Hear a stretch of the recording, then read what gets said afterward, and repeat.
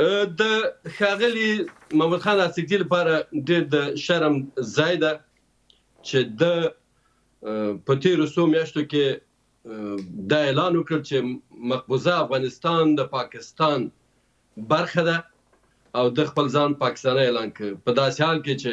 موږ افغانانو دته ډېره تمه درلوده، دته هم ډېر احترام درلوده، د ده لپاره موږ ډېر شعرونه سندرې ویلي دي، تل به خپل لوی افغانستان آزاد افغانستان ته راته د ډېر قدرونه سیدي په ټولو حکومتونو کې. خو دا چې دی د پاکستان د 15 لسیزو نه بلکې د 88 کلونو ټولې هغه ستونزې چې د افغانانو د زموږ د پاکې خاورې د آزاد افغانستان لپاره جوړ کړي دي ټولې په سترګو لیدلې دي. او د ده پلار خان شهید صمد خان هم په همدې لاره کې شهید شوی ده او اوس دی په خپل حکومت باندې فشار نه راوړي. دی هغه پښتانه بلوچان ویني چې دا ظالم د پاکستان ګوډاګی غلام هیواد حکومت څومره ظلمونه ورباندې کوي، څومره پښتانه لا دره کوي، څومره زموږ خویندې ورکې دي 15,000 او څومره بلوچستان لا دره کوي، دا لاریونونه نه ویني، دا د خلکو غږ نه اوري، دا د پاکستان خراب سیاستونه نه ګوري. پر ځای دی چې د دا پیشنهاد کوو د باید په خپل حکومت باندې فشار راوړی وای، د باید وړاندیز کړی وای، د باید پارلمان باندې غږ کړی وای، د پاکستان په سیاسیونو غږ کړی وای چې نور لکه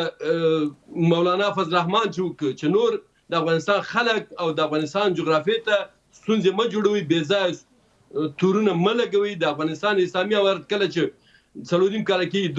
د دویم ځل لپاره واک ته رسېدلی، په افغانستان کې یو سرتاسري امنیت چې د ټولو افغانانو غوښتنه وه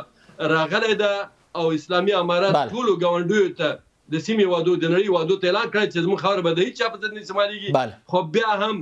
د پاکستان دا مرتد حکومت او دا ظالم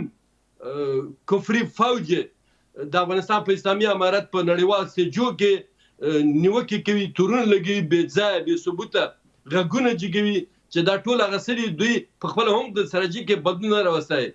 محمد خان اسدزی او نور ځینې سیاسیون او خانان چې هم له افغانستانه پیسې خوړې او د پاکستان د استخباراتو لپاره کار کوو، اوس دا سوځېدلې مهرې دي. دوی په دا کلونو کې ونس کړه چې د پښتنو او د بلوچو حقوق د دې ظالم پنجابي نه ترلاسه کړي. اوس یې نوې لوبه شروع کړې ده. فکر کوئ اندړ صاحب په دغه وروستیو څرګندونو په ډېره بښنه سي چې نوموړي ترسره کړي د نوموړي موخه اصلي موخه څه ده؟ بیا هم پوښتنه کوم آیا په رښتیا غواړي چې د کابل او اسلام آباد ترمنځ دغه ستونزه او معضله حل شي که نه کوم بل څه د پردې تر شا روان دي؟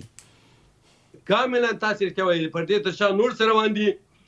دوی غواړي چې